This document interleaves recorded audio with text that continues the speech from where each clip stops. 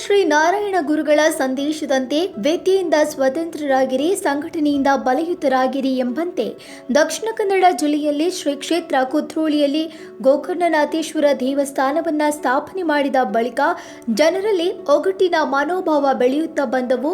ನಂತರದಲ್ಲಿ ನಾರಾಯಣ ಗುರುಗಳು ಹೇಳಿದ ಸ್ವ ಉದ್ಯೋಗ ಮತ್ತು ಕೈಗಾರಿಕಾ ಉದ್ಯಮಗಳನ್ನು ಪ್ರಾರಂಭಿಸುವಲ್ಲಿ ಹೆಚ್ಚಿನ ಮಹತ್ವ ನೀಡಬೇಕೆಂದು ತಿಳಿಸಿದಂತೆ ಜಿಲ್ಲೆಯ ಹಿರಿಯರೆಲ್ಲ ಒಟ್ಟುಗೂಡಿಕೊಂಡು ಶ್ರೀ ಎಚ್ ಕೊರಕಪ್ಪನವರ ಅಧ್ಯಕ್ಷತೆಯಲ್ಲಿ ಏಪ್ರಿಲ್ 2, 1925ರಲ್ಲಿ Shri Gokarnanatha temple cooperative society limited ಸ್ಥಾಪನೆಯಾಯಿತು. ಶ್ರೀ ಟಿ ಮೋನಪ್ಪ ಇವರು ಅಧ್ಯಕ್ಷರಾದ ನಂತರ 1967-68ರಲ್ಲಿ Shri Gokarnanatha cooperative society limited ಎಂದು ಬದಲಾವಣೆಗೊಂಡು ನಂತರ ಫೆಬ್ರವರಿ 8, 1971ರಲ್ಲಿ Shri Gokarnanatha cooperative bank limited ಎಂದು ಪರಿವರ್ತನೆಗೊಂಡಿತು. ರಾಜ್ಯದ ಪ್ರತಿಷ್ಠಿತ ಪಟ್ಟಣ ಸಹಕಾರಿ ಬ್ಯಾಂಕ್ಗಳಲ್ಲಿ ಒಂದಾಗಿರುವ ಈ ಸಂಸ್ಥೆ ದಕ್ಷಿಣ ಕನ್ನಡ ಮತ್ತು ಉಡುಪಿ ಜಿಲ್ಲೆಗಳಲ್ಲಿ 13 ಶಾಖೆಗಳನ್ನು ಹೊಂದಿದ್ದು, ಮಂಗಳೂರಿನ ಪುಣ್ಯಕ್ಷೇತ್ರ ಕುದ್ರೋಳಿ ಶ್ರೀ ಗೋಕರ್ಣನಾಥ ಕ್ಷೇತ್ರದ ಸರಹದ್ದಿನಲ್ಲೇ ತಮ್ಮ ಬ್ಯಾಂಕಿನ ಸ್ವಂತ ಆಡಳಿತ ಕಚೇರಿಯನ್ನು ಹೊಂದಿದ್ದು, ಜಿಲ್ಲೆಯ ಗ್ರಾಹಕರ ಪ್ರೀತಿ ವಿಶ್ವಾಸವನ್ನ ಗಳಿಸಿ ಮುನ್ನಡೆಯುತ್ತಿದೆ.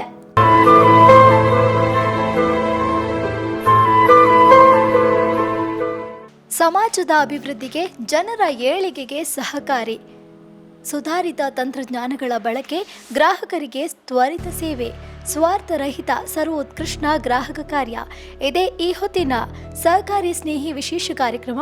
ನಾನು ದಿವ್ಯಾಚಾರ್ಯ. ನಾವಿವತ್ತಿದ್ದೇವೆ ಶ್ರೀ ಗೋಕರ್ಣನಾಥ ಕೋಆಪರೇಟಿವ್ ಬ್ಯಾಂಕ್ನಲ್ಲಿ. ನಮ್ಮ ಜೊತೆ ಇಲ್ಲಿನ ಅಧ್ಯಕ್ಷರಾದಂತಹ ರಾಮಚಂದ್ರ ಇದ್ದಾರೆ. ಬನ್ನಿ ಅವರನ್ನ ಕಾರ್ಯಕ್ರಮಕ್ಕೆ ಸ್ವಾಗತಿಸೋಣ. ಸರ್, ಮೊದಲಿಗೆ ನನ್ನಲ್ಲಿರೋ ಪ್ರಶ್ನೆ ಏನಂದರೆ, ಈ ಸಂಸ್ಥೆ ಯಾವಾಗ ಶುರುವಾಯಿತು, ಇದರ ಸಂಸ್ಥಾಪಕರು ಯಾರು ಅಂತ? ನಮ್ಮ ಗೋಕರ್ಣನಾಥ ಕೋಆಪರೇಟಿವ್ ಬ್ಯಾಂಕ್ ಅಂತ ಹಿಂದುಳಿದ ವರ್ಗದ ಭಾಳ ಹಿಂದೆ ಉಳಿದಂಥ ಸಮಾಜದ ಹಿರಿಯರು ಅಂದರೆ 1925ರಲ್ಲಿ ಸಾಹುಕಾರ ಎಚ್ ಕೊರಗಪ್ಪ, ಬಗ್ಗಣ್ಣ ಗುರಿಕಾರ, ಎನ್.ಎಸ್. ಸುವರ್ಣ, ಬಸಪ್ಪ, ಗುತ್ತೇದಾರಿ ಫಕೀರಪ್ಪ, ಡಿ.ಟಿ. ಬಾಬು ಕದ್ರಿ, ಐತು ಗುರಿಕಾರ, ಸೇಸಪ್ಪ, ಕೊರಗಪ್ಪ ಮೇಸ್ತ್ರಿ ಎಂಬವರು ಎಲ್ಲ ಸೇರಿಕೊಂಡು ಗೋಕರ್ಣನಾಥ ದೇವಸ್ಥಾನದಲ್ಲಿ ಒಂದು ಮಠ ಅಂತ ಇತ್ತು. ಆ ಮಠದಲ್ಲಿ ಅವರೆಲ್ಲ ಪಾಕೆಟ್ ಮಣಿ ಹಾಕಿ ಈ ಬ್ಯಾಂಕನ್ನು ಹಿಂದುಳಿದಾಗೆ, ನಮ್ಮ ಅಂದರೆ ಬಿಲ್ಲವ ಸಮಾಜ ಭಾಳ ಹಿಂದಿದ್ದಂಥ ಸಮಾಜ, ನಮಗೂ ಒಂದು ಬ್ಯಾಂಕ್ ಬೇಕು ಅಂತ ಹಿರಿಯರ ಮುಂದಾಲೋಚನೆಯಿಂದ ಇವರು ಬ್ಯಾಂಕನ್ನು ಸೊಸೈಟಿಯಾಗಿ ಮಾಡಿದರು. ಅಲ್ಲಿಂದ ನಾವು ಎಲ್ಲರೂ ಸೇರಿಕೊಂಡು ಅವರೆಲ್ಲ ಸೇರಿಕೊಂಡು ಈಗ ಇದು 96ನೇ ವರ್ಷಕ್ಕೆ ಬಂದಿದೆ. ಆ ನಂತರ ಬ್ಯಾಂಕ್ ಆಗಿ ಪರಿವರ್ತನೆಗೊಂಡಿತು. ಆಗ ನಮ್ಮ ಹತ್ರ ಒಂದು ಬ್ರ್ಯಾಂಚ್ ಇತ್ತು ಕುದ್ರೋಳಿಯಲ್ಲಿ, ದೇವಸ್ಥಾನದ ಪಕ್ಕದ ಬಿಲ್ಡಿಂಗ್ನಲ್ಲಿ ಒಂದು ಬ್ರಾಂಚ್ ಆಯಿತು. ಆನಂತರ ಹಂಪನಕಟ್ಟೆ ಆಯಿತು. ಬೇರೆ ಬೇರೆಗೆ 15 ಬ್ರಾಂಚ್ಗಳಿದೆ ಈಗ ನಮ್ಮಲ್ಲಿ. ಸಾಧಾರಣ 75 ಮಂದಿ ಸ್ಟಾಫ್ ಇದ್ದಾರೆ. ಈಗ ಪ್ರಸ್ತುತ ಏನಾಗಿದೆ ಅಂದರೆ, ಬ್ಯಾಂಕ್ ಆಗಿ ನಮಗೆ ಪರಿವರ್ತನೆ ಆದ ನಂತರ ನಮಗೆಲ್ಲ ಕಾನೂನು ಅಪ್ಲೈ ಆಗ್ತದೆ. ರಿಸರ್ವ್ ಬ್ಯಾಂಕು ಮತ್ತು ಇದೆಲ್ಲ ನಮಗೆ ಬರ್ತದೆ. ನಮ್ಮ ಹೆಡ್ ಆಫೀಸು ಇಲ್ಲಿದೆ. ಸ್ವಂತ ಹೆಡ್ ಆಫೀಸಿನಲ್ಲಿ ನಾವು ಇದು ಕೆಲಸ ಮಾಡ್ತಿದ್ದೇವೆ ಈಗ. ಮತ್ತೇನಂತ ಹೇಳಿದರೆ, ಇದರಲ್ಲಿ ನಾವು ನಮ್ಮ ತತ್ವ ಏನಂತ ಹೇಳಿದರೆ, ನಾರಾಯಣ ಗುರುಗಳು ನಮ್ಮ ಗುರುಗಳು, ಒಂದೇ ಜಾತಿ, ಒಂದೇ ಮತ, ಒಂದೇ ದೇವರು. ಇದರ ಯಾವುದೇ ಸಮಾಜದ ಒಬ್ಬರದ್ದು ಅಂತ ನಾವು ಬ್ಯಾಂಕ್ ಬಿಲ್ಲವ ಸಮಾಜದ ಇರ್ಬೋದು, ಆದರೆ ಎಲ್ಲರನ್ನೂ ಸ್ಟಾಫ್ ಕೂಡ ಎಲ್ಲ ಸಮಾಜದವರು ಇದ್ದಾರೆ. ಡೈರೆಕ್ಟ್ರುಗಳು ಹಾಗೆ ಒಂದೊಂದು ಜಾತಿಗೆ ರಿಸರ್ವೇಷನ್ ಆಗಿ ನಾವು ಇಟ್ಟಿದ್ದೇವೆ.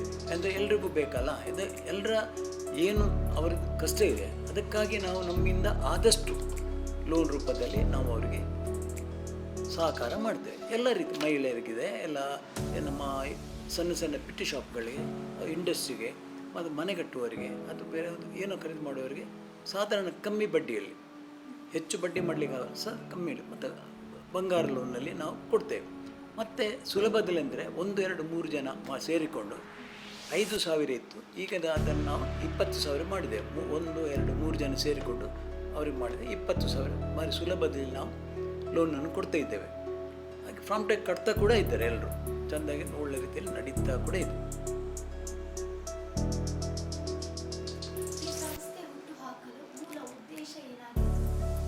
ಅದೇ ನಮ್ಮ ಬಿಲ್ಲವ ಸಮಾಜದಲ್ಲಿ ಬ್ಯಾಂಕ್ ಇರಲಿಲ್ಲ. ಹೇಗೆ ಅವರನ್ನು ಒಗ್ಗೂಡಿಸುವುದು ಅಥವಾ ಹೇಗೆ ಅವರನ್ನು ನಾವು ಮೇಲೆ ತರುವಂಥದ್ದು ಭಾಳ ಕಷ್ಟ ಇತ್ತು ಅವರಿಗೆ, ಹಿರಿಯವರಿಗೆ. ಅವರೆಲ್ಲ ಸೇರಿಕೊಂಡು ಅವರ ಪಾಕೆಟ್ ಮನಿಯಿಂದ ಹಾಕಿ ಒಂದು ಸಂಘಟನೆ ಮಾಡಿ ಈ ಬ್ಯಾಂಕನ್ನು ಸ್ಥಾಪನೆ ಮಾಡಿದರು 1925ರಲ್ಲಿ.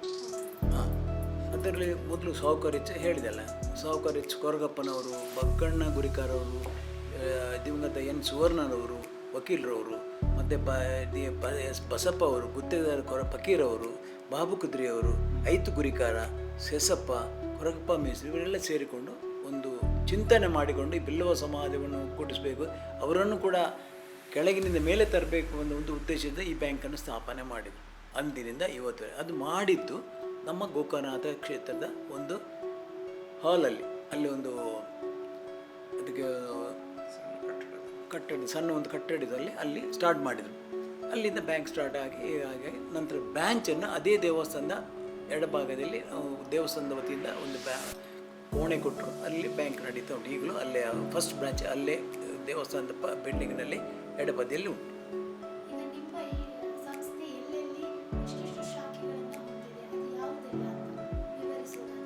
ಟೋಟಲ್ ನಮ್ಮಲ್ಲಿ 15 ಶಾಖೆಗಳಿದೆ. ನಂಬರ್ 1 ಕುದ್ರೋಳಿ, 2 ಹಂಪನಘಟ್ಟ, ಮತ್ತು ಈಚೆಯಿಂದ ಒಂದು ಕೂಳೂರು ಉಂಟು.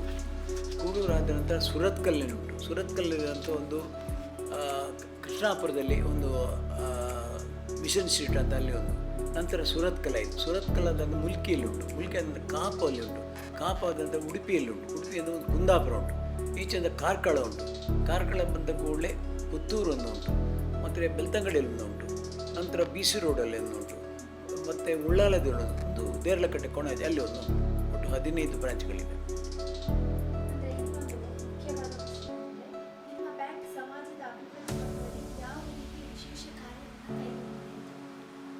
ನಮ್ಮಲ್ಲಿ ಎಲ್ಲ ಥರದ ಲೋನನ್ನು ಕೊಟ್ಟು, ಅಂದರೆ ನಮ್ಮ ಒಂದು ಉದ್ದೇಶ ಅಂತ ಹೇಳಿದರೆ ಬ್ಯಾಕ್ವರ್ಡ್ ಕಮ್ಯುನಿಟಿಯವರು ಎಲ್ರಿಗೂ ಹತ್ತಿರದಲ್ಲಿ ಒಂದು ಬ್ಯಾಂಕ್ ಬೇಕು. ಅಂದರೆ ಕೆಲವು ಮೊದಲೆಲ್ಲ ಈ ಕೆಲವೆಲ್ಲ ದೊಡ್ಡ ದೊಡ್ಡ ಬ್ಯಾಂಕ್ಗಳು ದೊಡ್ಡವರಿಗೆ ಮಾತ್ರ ದಾರಿ ಇತ್ತು. ಸಣ್ಣ ಇದಕ್ಕೆಲ್ಲ ಹೋಗಲಿಕ್ಕೆ ಪಕ್ಕ ಒಂದು 5,000 ರೂಪಾಯಿ ಬೇಕು, 1,000 ರೂಪಾಯಿ ಬೇಕಂತ ಹೇಳಿದರೆ ಸಿಗ್ತಿರಲಿಲ್ಲ. ಅದನ್ನು ಚಿಂತನೆ ಮಾಡಿಕೊಂಡು ನಮ್ಮ ಹಿರಿಯರು ಒಂದು ಬ್ಯಾಂಕನ್ನು ಸ್ಥಾಪನೆ ಮಾಡಿ ನಮಗೂ ಒಂದು ಬೇಕು ಅಂತ. ಅದರಲ್ಲಿ ಏನು ಲಾಭ ಆಯಿತು ಅಂತ ಹೇಳಿದರೆ ಪಕ್ಕ ಒಬ್ಬರಿಗೆ 1,000 ರೂಪಾಯಿ ಬೇಕಂತಾದರೆ ಅವರಿಗೆ ಒಂದು ಸೊಸೈಟಿ ರೂಪದಲ್ಲಿ ಇದನ್ನು 1,000 ರೂಪಾಯಿ ಅವರಿಗೆ ಸಿಗ್ತಿತ್ತು ಲೋನ್ ಮಾಡಿ. ಅಥವಾ ಒಂದು ಸಣ್ಣ ಒಂದು ಅರ್ಜೆಂಟ್ ಒಂದು ಮದುವೆ ಬಂಗಾರ ಇಟ್ಟು ನಾವು ಒಂದು ಲೋನ್ ತೆಕ್ಕೊಳ್ಳುವಂಥ ಒಂದು ಕಾರ್ಯಕ್ರಮವನ್ನು ಕೂಡ ಮಾಡಿದ್ದಾರೆ. ಮೇನ್ ಉದ್ದೇಶ ನಮ್ಮದೆಲ್ಲ ಬಂಗಾರ ಇಟ್ಟು ಅದೆಲ್ಲ ಉಂಟು, ನಮಗೆ ಕೊಡ್ತಾರೆ. ಅದು ಮಾತ್ರ ಅಲ್ಲದೆ ಸಣ್ಣ ಸಣ್ಣ ವ್ಯಾಪಾರಿಗಳಿಗೆ ಈಗ ಒಂದು ಅರ್ಜೆಂಟು ಒಂದು ಮಗಳಿಗೆ ಮದುವೆ ಇತ್ತು, ದುಡ್ಡು ಬೇಕು, 3 ಜನ ಸೇರಿಕೊಂಡು ಒಂದು ಇದು ಮಾಡಿ ಅವರಿಗೆ ಒಂದು 5,000 15,000 ಇತ್ತು. ಈಗ ಅದೆಲ್ಲ ಮಾಡಿದ್ದೇವೆ ಅಷ್ಟೇ. ಹಾಗೆ ಒಳ್ಳೆ ರೀತಿಯಲ್ಲಿ ನಡೀತಾ ಉಂಟು ನಮ್ಮ ಬ್ಯಾಂಕ್.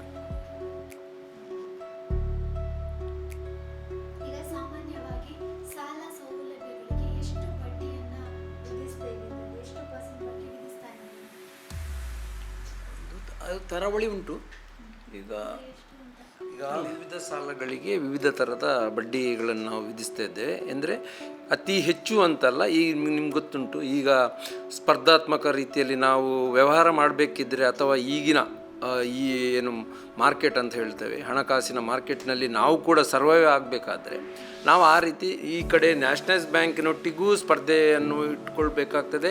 ಆ ಕಡೆ ಈಗ ನಿಮಗೆ ಇತ್ತೀಚಿನ ದಿನಗಳಲ್ಲಿ ಹೆಚ್ಚಿನ ಸೊಸೈಟಿಗಳೆಲ್ಲ ಪ್ರಾರಂಭವಾಗಿದೆ. ಆದ್ದರಿಂದ ಈ ಇದರ ನಡುವೆ ನಾವೊಂದು ಜನರಿಗೆ ಎಷ್ಟು ಕಷ್ಟವಾಗದಂತೆ ಅಥವಾ ಅವರನ್ನು ಎಂತೇಳಿ ಅವರು ತಗೊಳ್ಳುವಂಥ ಸಾಲಕ್ಕೆ ಆ ಕಂತುಗಳನ್ನು ಒಂದು ಸಮರ್ಪಕವಾಗಿ ಮರುಪಾವತಿ ಮಾಡುವ ಅಲ್ಲಿ ಅವರಿಗೂ ಅನುಕೂಲ ಆಗುವಂತೆ ಸ್ಪರ್ಧಾತ್ಮಕ ರೀತಿಯಲ್ಲಿ ಈ ಗೃಹ ಸಾಲ ಅಥವಾ ವಾಹನ ಸಾಲ, ಹಾಗೆಯೇ ಜಾಮೀನು ಸಾಲ, ಮತ್ತು ಅದಲ್ಲದೆ ಈ ಸಣ್ಣ ಸಣ್ಣ ವ್ಯಾಪಾರ ಅಭಿವೃದ್ಧಿ ಸಾಲಗಳಿಗೆ ಬೇಕಾಗಿ ನಾವು ಇಂಥ ಒಂದು ವ್ಯವಸ್ಥೆ ಮಾಡಿ ಸ್ಪರ್ಧಾತ್ಮಕ ರೀತಿಯಲ್ಲಿ ಬಡ್ಡಿ ದರವನ್ನು ನಾವು ವಿಧಿಸ್ತಾ ಇದ್ದೇವೆ.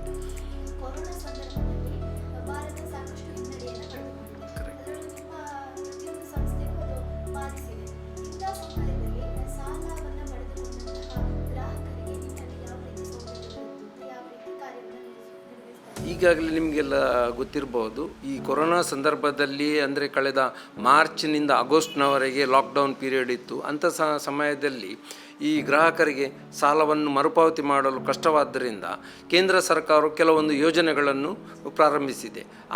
ಅದರಂತೆ ನಮಗೆ ಕೂಡ ನಮ್ಮಂಥ ಅರ್ಬನ್ ಕೋಆಪರೇಟಿವ್ ಬ್ಯಾಂಕ್ ಅಂತ ಹೇಳ್ತೇವೆ ನಮ್ಮನ್ನು ನಾವು, ಯಾಕೆಂದರೆ ನಾವು ಭಾರತೀಯ ರಿಸರ್ವ್ ಬ್ಯಾಂಕಿನ ಅಡಿಯಲ್ಲಿ ಕಾರ್ಯನಿರ್ವಹಿಸುವುದರಿಂದ ನಮಗೆ ಆ ರೀತಿಯ ಸೌಲಭ್ಯವನ್ನು ಜನರಿಗೆ, ನಮ್ಮಲ್ಲಿ ಯಾರು ಈಗಾಗಲೇ ಸಾಲ ಪಡೆದು ಕಟ್ಟಲಿಕ್ಕೆ ಅಸಾಧ್ಯವಾಗಿರುತ್ತದೆ ಅವರಿಗೆ ನಾವು ಈ ಸೌಲಭ್ಯವನ್ನು ಕೊಟ್ಟಿರ್ತೇವೆ. ಅಂದರೆ 6 ತಿಂಗಳ ಕಂತುಗಳನ್ನು ಹಾಗೂ ಅದರ ಬಡ್ಡಿಯನ್ನು ಮುಂದಕ್ಕೆ, ಅಂದರೆ ಮೊರಟೋರಿಯಂ ಸಿಸ್ಟಮ್ ಅಂತ ಹೇಳ್ತೇವೆ ನಾವು, ಅದನ್ನು ಅವರಿಗೆ ಅನುಕೂಲ ಮಾಡಿಕೊಂಡು ಅದು ಮುಂದಿನ ದಿನಗಳಲ್ಲಿ ಆ ಸಾಲವನ್ನು ಕಟ್ಟುವ ಹಾಗೆ ಅವರಿಗೆ ಮತ್ತು ಅವರ ಯಾವುದೇ ಖಾತೆಗಳು ಅನುತ್ಪಾದಕ ಸಾಲಗಳಾಗದಂತೆ ನೋಡಿಕೊಳ್ಳುವ ನಿಟ್ಟಿನಲ್ಲಿ ಈ ಕ್ರಮವನ್ನು ನಾವು ಕೈಗೊಂಡಿದ್ದೇವೆ. ಅಲ್ಲದೆ ಇತ್ತೀಚೆಗೆ ಬಹುಶಃ ನೀವೆಲ್ಲ ತಿಳಿದಿರಬಹುದು, ಸುಪ್ರೀಂ ಕೋರ್ಟ್ನ ಆಜ್ಞೆಯಂತೆ ಹಾಗೂ ಆದೇಶದಂತೆ ಹೇಳ್ಬೋದು ನಾವು, ಯಾಕೆಂದರೆ ಈ ಸಾಲದ ಮೇಲಿನ ಬಡ್ಡಿಯಲ್ಲಿ, ಹೆಚ್ಚುವರಿ ಬಡ್ಡಿಯಲ್ಲಿ ಹಾಕಿದ ಬಡ್ಡಿಯನ್ನು ಕೂಡ ನಾವು ಗ್ರಾಹಕರ ಖಾತೆಗಳಿಗೆ ಕಳೆದ ನವೆಂಬರ್ನಲ್ಲಿ ಆಯಾಯ ಸಾಲಗಾರರ ಖಾತೆಗಳಿಗೆ ಹಿಂದಿರುಗಿಸಿದ್ದೇವೆ. ನಮ್ಮಲ್ಲಿ ಹಲವು ವಿಧದ ಠೇವಣಿಗಳಿವೆ. ಅವುಗಳಲ್ಲಿ ಮುಖ್ಯವಾಗಿ ಫಿಕ್ಸೆಡ್ ಡೆಪಾಸಿಟ್ ಅಂತ ಹೇಳ್ತೇವೆ, ನಿರಾಕು ಠೇವಣಾತಿ. ಹಾಗೆ ಭಾಗ್ಯನಿಧಿ ಠೇವಣಾತಿ ಅಂತ ಒಂದು ಠೇವಣಾತಿಯನ್ನು ನಾವು ಬಹಳ ಹಿಂದೆ ಪ್ರಾರಂಭಿಸಿದ್ದೇವೆ. ಹಾಗೂ ಅದು ತುಂಬ ಹೆಚ್ಚು ಜನಪ್ರಿಯವಾದ ಠೇವಣಿ ಆಗಿದೆ. ಇದರಲ್ಲಿ ಪ್ರತಿ 3 ತಿಂಗಳಿಗೆ ಒಮ್ಮೆ ಬಡ್ಡಿಯ ಮೇಲೆ ಬಡ್ಡಿ ಆಕರಿಸಿ ಅಂಥ ಏಕಕಾಲದಲ್ಲಿ ಅವರ ಏನು ಆ ಮರುಪಾವತಿ ಅವಧಿ ಮುಗಿದ ಕೂಡಲೇ ಏಕಕಾಲದಲ್ಲಿ ಪಾವತಿ ಮಾಡುವಂಥ ಒಂದು ವ್ಯವಸ್ಥೆ ಇದು. ಪ್ರತಿ 3 ತಿಂಗಳಿಗೊಮ್ಮೆ ನಾವು ಅವರ ಬಡ್ಡಿಯ ಮೇಲೆ ಬಡ್ಡಿಯನ್ನು ಅವರಿಗೆ ನೀಡಿ ಅದು ಮರುಪಾವತಿ ಮಾಡುವ ಸಮಯದಲ್ಲಿ ದೊಡ್ಡ ಮೊತ್ತದ ಅವರಿಗೆ ಒಂದು ಹೆಚ್ಚಿನ ಬಡ್ಡಿಯ ಗಳಿಕೆ ಸಾಧ್ಯವಾಗ್ತದೆ ಈ ಠೇವಣಾತಿಯಲ್ಲಿ.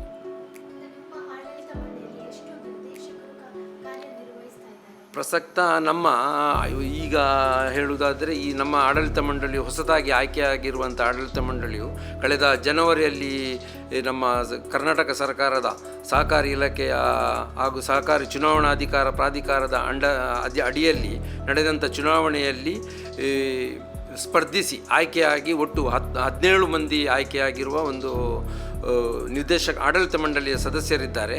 ಹಾಗೂ 2 ಮಂದಿ ಸದಸ್ಯರು ವೃತ್ತಿಪರ ನಿರ್ದೇಶಕರನ್ನು ನಾಮಿನೇಟ್ ಮೂಲಕ ಆಯ್ಕೆ ಮಾಡಲಾಗಿದ್ದು, ಒಟ್ಟು 19 ಮಂದಿ ಸದಸ್ಯರು ನಮ್ಮ ಬ್ಯಾಂಕಿನಲ್ಲಿ ಈಗ ಕಾರ್ಯನಿರ್ವಹಿಸುತ್ತಿದ್ದಾರೆ.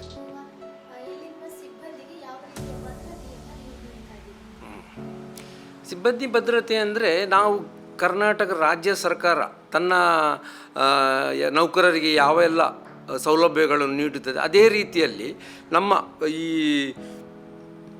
ಕರ್ನಾಟಕದಲ್ಲಿ ಈ ಸಹಕಾರಿ ಇಲಾಖೆ ಅಂತ ಇದೆ. ಈ ಇಲಾಖೆಯು ಏನು ಮಾಡಿದೆ ಅಂದರೆ ಈ ಕರ್ನಾಟಕದಲ್ಲಿರುವ ಎಲ್ಲ ಕೋಆಪರೇಟಿವ್ ಸೊಸೈಟಿ ಅಥವಾ ಬ್ಯಾಂಕ್ಗಳಿಗೆ ಏನು ಸರ್ಕಾರದ ಕಾನೂನು ಏನಿದೆ ನೌಕರರಿಗೆ ಸಿಗಬೇಕಂತ ಸೌಲಭ್ಯಗಳು ಅಥವಾ ಇನ್ನಿತ ಭದ್ರತೆಗಳು, ಅದೇ ರೀತಿಯಾಗಿ ನಮ್ಮ ಬ್ಯಾಂಕ್ ಕೂಡ ಕಾರ್ಯನಿರ್ವಹಿಸುತ್ತಿದ್ದು, ಯಾವುದೇ ಒಂದು ನೌಕರನ ಸಮಸ್ಯೆ ಅಥವಾ ಅವನ ಅನುಕೂಲಗಳು ಅವನಿಗೆ ಕೊಡುವಂಥ ಸೌಲಭ್ಯಗಳು ಕೊಡಬೇಕಾಗಿದ್ದರೆ ಅದು ಸರ್ಕಾರದಲ್ಲಿ ಒಂದು ರಚಿಸಲ್ಪಟ್ಟ ರೂಪರೇಖೆಯ ಒಂದು ಅಡಿಯಲ್ಲಿ ಅದನ್ನು ನೀಡಲಾಗ್ತಾ ಇದೆ.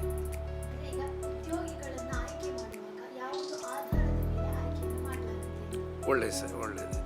ಉದ್ಯೋಗಿಗಳನ್ನು ಆಯ್ಕೆ ಮಾಡೋದಂದರೆ ಈಗ ಕರ್ನಾಟಕ ರಾಜ್ಯ ಸರ್ಕಾರದಲ್ಲಿ ಸಹಕಾರ ಇಲಾಖೆಯು ಒಂದು ನಿಯಮಗಳನ್ನು ರೂಪಿಸಿದೆ. ಅದರಂತೆ ಆ ನಿಯಮದಂತೆ ನಮ್ಮ ಬ್ಯಾಂಕಿನಲ್ಲಿ ಯಾವುದೇ ಒಂದು ನಮ್ಮ ಕ್ಯಾಡರ್ಸ್ ಅಂತ ಹೇಳ್ತಾರೆ, ನಾವು ವೃಂದ ಬಲ ಅಂತ ಹೇಳ್ತೇವೆ, ಅದರ ಪ್ರಕಾರ ಖಾಲಿ ಇರುವ ಹುದ್ದೆಗಳನ್ನು ನಾವು ಭರ್ತಿ ಮಾಡಬೇಕಾಗಿದ್ದಲ್ಲಿ ನಾವು ನಮ್ಮ ಆಡಳಿತ ಮಂಡಳಿಯ ಅನುಮೋದನೆಯನ್ನು ಪಡೆದುಕೊಂಡು ಮೊದಲಾಗಿ ಖಾಲಿ ಇದ್ದಿರುವ ಯಾವ ವಿಧದ ಯಾವ ಹುದ್ದೆಗಳಿಗೆ, ಯಾವ ಶ್ರೇಣಿಯಲ್ಲಿರುವ ಖಾಲಿ ಇರುವ ಹುದ್ದೆಗಳಿಗೆ ಅಗತ್ಯವಿರುವ ಸಿಬ್ಬಂದಿಗಳನ್ನು ನೇಮಕ ಮಾಡಬೇಕಿದ್ದರೆ ನಮ್ಮ ಬ್ಯಾಂಕಿನ ಆಡಳಿತ ಮಂಡಳಿಯ ಒಂದು ಶಿಫಾರಸನ್ನು ಮಾಡಿಕೊಂಡು ಆ ನಂತರ ನಾವು ಕರ್ನಾಟಕ ಸಹಕಾರ ಇಲಾಖೆಯ ಜಂಟಿ ನಿರ್ದೇಶಕರು ಬೆಂಗಳೂರಿದ್ದಾರೆ, ಇವರಿಗೆ ನಾವು ಬರಿಬೇಕಾಗ್ತದೆ ಅನುಮತಿಗೆ ಬೇಕಾಗಿ. ಏನಂದರೆ ನಮಗೆ ಈ ರೀತಿಯ ಹುದ್ದೆಗಳು ಖಾಲಿ ಇದೆ, ಇವುಗಳನ್ನು ಭರ್ತಿ ಮಾಡಲು ನಿಮ್ಮ ಅನುಮತಿ ಬೇಕಂತ. ಆ ಸಮಯದಲ್ಲಿ ನಾವು ಇದಕ್ಕೊಂದು ನೇಮಕಾತಿ ಸಮಿತಿ ಅಂತ ರಚನೆ ಮಾಡಲಿಕ್ಕೆ ಉಂಟು. 5 ಮಂದಿ ಸದಸ್ಯರ ನೇಮಕಾತಿ ಸಮಿತಿ ಮಾಡಲಿಕ್ಕೆ ಇದೆ. ಅದು ನಿಯಮದಂತೆ ಕರ್ನಾಟಕ ಸಹಕಾರಿ ಇಲಾಖೆಯ ನಿಯಮ. ಆ ನಿಯಮದಂತೆ 5 ಮಂದಿ ಸದಸ್ಯರ ನೇಮಕಾತಿಯಲ್ಲಿ ಬ್ಯಾಂಕಿನ ಅಧ್ಯಕ್ಷರು ಹಾಗೂ 2 ನಿರ್ದೇಶಕರು, ಹಾಗೆಯೇ ಸಹಕಾರಿ ಇಲಾಖೆಯ ಜಂಟಿ ನಿಬಂಧಕರು ಅಥವಾ ನಿಬಂಧಕರು ಅವರ ಅನುಮತಿ ಮೇರೆಗೆ ಅವರು ಕಳಿಸಲ್ಪಡುವ ಪ್ರತಿನಿಧಿಗಳನ್ನು ಒಳಗೊಂಡ ಒಂದು 5 ಮಂದಿ ಹಾಗೂ ಮತ್ತು ಓರ್ವ ಸಹಕಾರಿ ಇಲಾಖೆಯಲ್ಲಿ ಪರಿಣಿತರಾಗಿರುವ ಹೊರಗಿನ ಸದಸ್ಯರನ್ನು ನೇಮಕ ಮಾಡಿಕೊಂಡು 5 ಮಂದಿ ಸದಸ್ಯರ ಆಯ್ಕೆ ಸಮಿತಿ ಮಾಡಲಾಗುವುದು. ಆ ನಂತರ ಅವರಿಗೆ ಆಯ್ಕೆ ಸಮಿತಿಯ ನಿರ್ಣಯದಂತೆ ಪತ್ರಿಕಾ ಜಾಹೀರಾತು ನೀಡಿ ಅವರಿಗೆ ಬಂದಿರುವ ಅರ್ಜಿಗಳನ್ನು ಪರಿಶೀಲಿಸಿ ಅವರಿಗೆ ಪರೀಕ್ಷೆಗಳನ್ನು ಏರ್ಪಡಿಸಿ ಇಂಟರ್ವ್ಯೂ ಇತ್ಯಾದಿಗಳನ್ನು ನಡೆಸಿಕೊಂಡು ಆ ನಂತರದಲ್ಲಿ ಅವರಿಗೆ ನೇಮಕಾತಿಯ ಆಜ್ಞೆಯನ್ನು ನೀಡಲಾಗುತ್ತದೆ. ನಿಮ್ಮ ಸಂಸ್ಥೆಯನ್ನು ಆಧಾರವಾಗಿಟ್ಕೊಂಡು ಯಾವೆಲ್ಲ ಪ್ರಶಸ್ತಿಗಳು ನಿಮ್ಮನ್ನು ಅರಸಿಕೊಂಡು ಬಂದಿವೆ? ಕಳೆದ ಈಗ 95 ವರ್ಷ ಈಗಾಗಲೇ ಮುಗಿದಿದೆ. ಆದರೆ ನಮ್ಮ ಬ್ಯಾಂಕ್ ಅಂತ ನಾವು ಆದಮೇಲೆ ನಮಗೆ ಹಲವಾರು ಪ್ರಶಸ್ತಿಗಳು ಸಿಕ್ಕಿದೆ. ಹೆಚ್ಚಾಗಿ ನಮ್ಮ ಸಹಕಾರಿ ಇಲಾಖೆಯಿಂದ ಸಿಗುವಂಥ ಪ್ರಶಸ್ತಿಗಳು ಉತ್ತಮ ಬ್ಯಾಂಕು ಅಥವಾ ಉತ್ತಮ ಗ್ರಾಹಕ ಸ್ನೇಹಿ ಬ್ಯಾಂಕು. ಹಾಗೆ ಕಳೆದ ವರ್ಷ ಬೆಂಗಳೂರಿನಲ್ಲಿ ನಡೆದಂಥ ರಾಜ್ಯ ಮಟ್ಟದ ಒಂದು ಸಭೆಯಲ್ಲಿ ಕೂಡ ನಮ್ಮ ಬ್ಯಾಂಕಿಗೆ ಒಂದು ಉತ್ತಮ ಬ್ಯಾಂಕ್ ಅಂತ ಒಂದು ಪ್ರಶಸ್ತಿಯನ್ನು ಕೂಡ ನಾವು ಪಡೆದುಕೊಂಡಿದ್ದೇವೆ. ಬಹುಶಃ ನಿಮಗೆ ಈಗಾಗಲೇ ನಾವು ಹೇಳಿದ್ದೇವೆ, ಈಗಾಗಲೇ 96 ವರ್ಷ ಆಗುತ್ತಾ ಬಂದಿರುವ ನಮ್ಮ ಬ್ಯಾಂಕು. ಈ ಹೊಸ ಆಡಳಿತ ಮಂಡಳಿಯು ಮುಂದಿನ 2000 ಅಂದರೆ 2025ರಲ್ಲಿ 100ನೇ ವರ್ಷಕ್ಕೆ ನಮ್ಮ ಬ್ಯಾಂಕು ಕಾಲಿಡುವ ಈ ಒಂದು ಸಂದರ್ಭ ಶತಮಾನೋತ್ಸವ ಅಂತ ಹೇಳ್ತೇವೆ ನಾವು. ಈ ಸಂದರ್ಭದಲ್ಲಿ ಈಗಾಗಲೇ ನಮ್ಮ ಬ್ಯಾಂಕು 25 ಶಾಖೆಗಳನ್ನಾದರೂ ಕನಿಷ್ಠ ಮಟ್ಟದಲ್ಲಿ ತೆರೆಯಬೇಕೆಂಬ ಆಲೋಚನೆ ಇದೆ. ಈಗಾಗಲೇ ನಾವು 15 ಶಾಖೆಗಳನ್ನು ದಕ್ಷಿಣ ಕನ್ನಡ ಹಾಗೂ ಉಡುಪಿ ಜಿಲ್ಲೆಯ ಎಲ್ಲ ಮುಖ್ಯ ತಾಲೂಕು ಕೇಂದ್ರಗಳಲ್ಲಿದೆ. ಇನ್ನು ಮುಂದೆ ಹೊರಗಿನ ಜಿಲ್ಲೆಗಳು ಅಂದರೆ ನಮ್ಮ ಜಿಲ್ಲೆಗೆ ತಾಗಿಕೊಂಡಿರುವ ಇತರ ಜಿಲ್ಲೆಗಳಲ್ಲಿ ಕೂಡ ನಮ್ಮ ಶಾಖೆಗಳನ್ನು ವಿಸ್ತರಿಸಿ ನಮ್ಮ ಈ ಸಮಾಜದ ಬಡವರ ಒಂದು ಏಳಿಗೆಗಾಗಿ ಇನ್ನಷ್ಟು ಹೆಚ್ಚಿನ ಸೇವೆಯನ್ನು ನೀಡುವ ನಿಟ್ಟಿನಲ್ಲಿ ಹೊರ ಜಿಲ್ಲೆಗಳಲ್ಲಿ ಕೂಡ ನಮ್ಮ ಬ್ಯಾಂಕಿನ ಶಾಖೆಗಳನ್ನು ತೆರೆದು ನಮ್ಮ ಈ ಬ್ಯಾಂಕಿನ ಕಾರ್ಯಕ್ಷೇತ್ರವನ್ನು ವಿಸ್ತರಿಸುವ ಬಗ್ಗೆ ಒಂದು ಕಾರ್ಯಕ್ರಮವನ್ನು ಈಗಾಗಲೇ ಹಮ್ಮಿಕೊಳ್ಳಲಾಗಿದೆ. ಮುಂದೆ ಅದರ ಬಗ್ಗೆ ಹೆಚ್ಚಿನ ಕಾರ್ಯ ಅಥವಾ ಕಾಳಜಿ ವಹಿಸಿ ಎಲ್ಲ ಬ್ಯಾಂಕಿನ ಈಗಾಗಲೇ ಆಗಿರುವ ಸದಸ್ಯರು ಅಥವಾ ಸಮಾಜದ ಎಲ್ಲ ಹಿರಿಯರನ್ನೆಲ್ಲ ಸೇರಿಸಿಕೊಂಡು ಇನ್ನಷ್ಟು ಅವರ ಸಹಕಾರ ಪಡೆದುಕೊಂಡು ಈ ಕಾರ್ಯವನ್ನು ಮಾಡಬೇಕೆಂತ ಉದ್ದೇಶವನ್ನು ನಮ್ಮ ಈ ಹೊಸ ಆಡಳಿತ ಮಂಡಳಿಯು ಉದ್ದೇಶವನ್ನು ಇಟ್ಟುಕೊಂಡಿದೆ.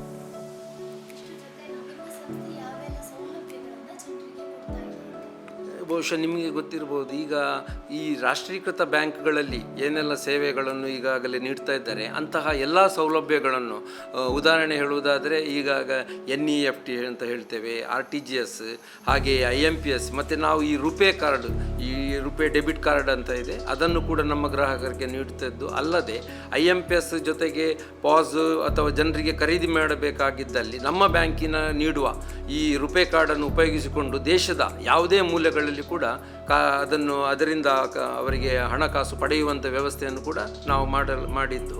ನಮ್ಮ ಬ್ಯಾಂಕು ಎಲ್ಲ 15 ಶಾಖೆಗಳು ಕೋರ್ ಬ್ಯಾಂಕಿಂಗ್ ವ್ಯವಸ್ಥೆಯ ಅಡಿಯಲ್ಲಿ ಕಾರ್ಯನಿರ್ವಹಿಸುವುದರಿಂದ ನಮ್ಮ ಬ್ಯಾಂಕಿನ ಗ್ರಾಹಕರು ಬ್ಯಾಂಕಿನ ಯಾವುದೇ ಶಾಖೆಯಲ್ಲಿ ಅವರ ವ್ಯವಹಾರವನ್ನು ನಡೆಸುವಂಥ ಅವಕಾಶವನ್ನು ನಾವು ಅವರಿಗೆ ಕೊಡ್ತಾ ಇದ್ದೇವೆ.